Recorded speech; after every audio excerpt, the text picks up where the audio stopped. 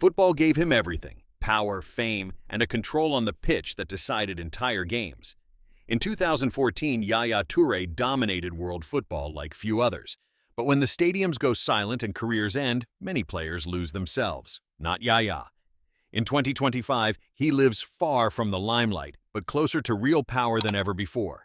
What does the life of a man who has learned to redefine control look like? Yaya Touré was born on May 13, 1983 in Bouaké, Ivory Coast, in an environment without luxury and without security. His family lived modestly. Discipline and resilience were not values, but survival strategies.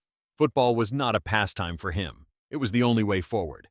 Early on, Touré developed the mentality that would later distinguish him: calm on the outside, unyielding on the inside.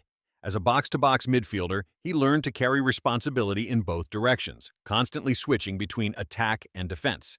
At 18, he began his professional career at ASEC Mimosas. These early years shaped his thinking. For him, success did not mean attention, but control.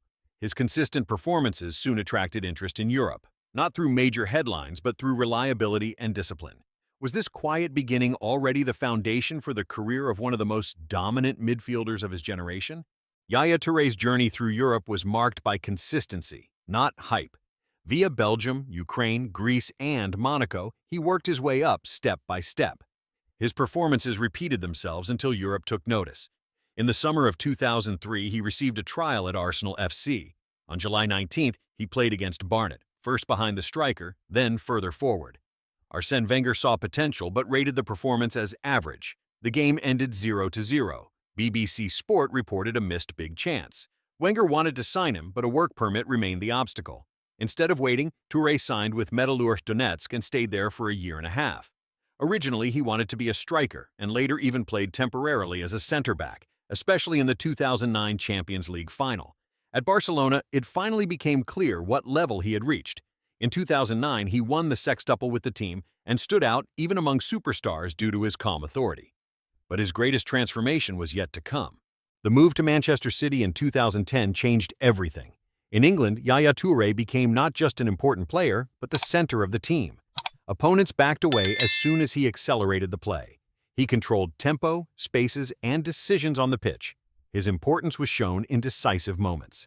In 2011, he scored the only goal in the FA Cup final and led the club to its first major title in decades.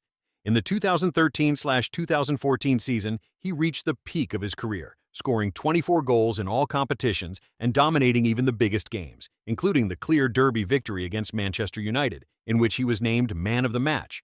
Under Manuel Pellegrini, Touré took on more and more responsibility. As vice-captain, he frequently led the team in the absence of Vincent Kompany. His leadership role was crucial for 3 Premier League titles in 2012, 2014, and 2018, as well as for 2 League Cup victories. His presence guided Manchester City to its first championship in 44 years. But with power also came the end of a chapter. In the summer of 2018, Touré left the club after 8 years. He had brought City not just titles, but had shaped a new identity. Was this already the conclusion of his greatest mission, or just the transition to another form of influence? After leaving Manchester City in the summer of 2018, Yaya Touré's playing career did not end abruptly, but slowly and in a controlled manner.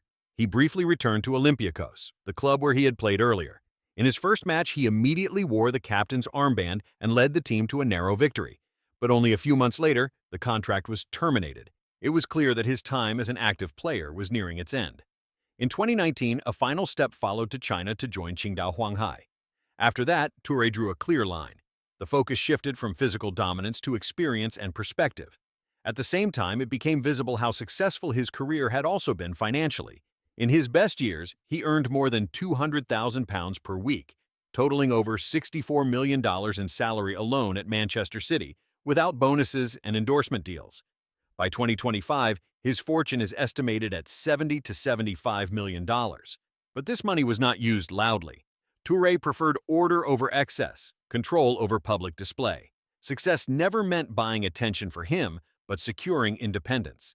Was exactly this attitude the reason why his life remained stable after his career, while others fell apart? Yaya Touré's real estate reflects his mindset. During his time at Manchester City, he lived in Cheshire, one of England's most exclusive residential areas. His house was modern, spacious, and heavily secured, unobtrusive from the outside, expansive on the inside. It was not a symbol of status, but a place of peace and concentration. Even at the height of his fame, Touré avoided the public eye. No parties, no staging. At the same time, he always maintained a close connection to the Ivory Coast, where he owns a private estate for family and personal retreat phases. Details about it remain deliberately hidden, a sign of his consistent protection of privacy. In 2025, Touré does not live in one fixed place. Through his coaching career, he uses high-quality residences, usually provided by the club. What is striking is what is missing. No known luxury villas in Dubai or Monaco, no houses for media attention. For Touré, possession is not a means for self-promotion, but for control. His houses are assets, not advertisements. Yaya Touré's attitude toward power is also shown in his cars. His collection was never loud, but targeted. His garage contained vehicles like the Porsche 911 GT3, which stands for precision and performance, as well as a Bentley Continental GT for comfortable long-distance travel. This was supplemented by a Mercedes Brabus and a Porsche Cayenne, powerful but functional. It was never about attention, but about purpose and quality. Faith plays a central role in his life. As a practicing Muslim, Touré lives his convictions quietly and with discipline. After a league match, he declined the traditional glass of champagne as man of the match, which later led to the introduction of non-alcoholic alternatives in the Premier League. For him, religion is not a public statement, but internal balance. He keeps his family life strictly private, married, far from social media, without insights into daily life or relationships. Family is not content for the public for Touré, but a sanctuary. In a world of permanent observation, he consciously chose separation. Is it exactly this consistency that has given him stability after the end of his playing career? Yaya Touré deliberately and gradually returned to football. After obtaining his coaching licenses, he first worked as an assistant coach, gathering experience in various clubs and international structures. He did not push himself to the forefront, but built up knowledge and control. An important step followed with his work in the international coaching environment. In 2025, Touré finally took on his first full head coaching role, opening a new chapter. The principles remain the same as before on the pitch: discipline, overview, and responsibility. Outside of football, Touré continues to be involved in youth development in Africa, against racism in football, and in nature conservation projects. Much of this happens without media attention. In 2025, he lives quietly, purposefully, and with influence, no longer driven by titles, but by impact. Is he thus one of the few who have truly redefined themselves after their career?